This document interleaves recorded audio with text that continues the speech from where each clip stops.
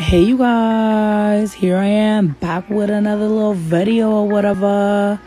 So I just want to point out the obvious. My voice is like gone, starting to come back. So sorry if I sound a little raspy and stuff. But anyways, you guys, I want to start a little series on my page about chocolate. I stay getting asked what kind of chocolate I use. Like, that's the question I get the most.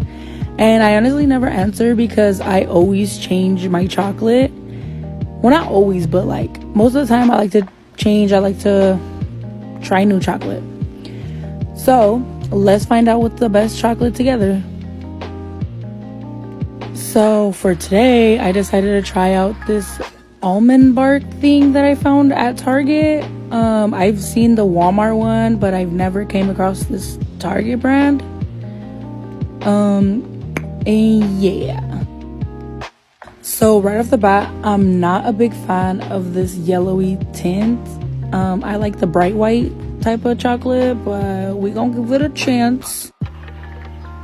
But this was super easy to melt. I only put it in the microwave 2 times, so a total of 60 seconds. And look how smooth it came out when I dipped. But look at how it dried. I was not a fan.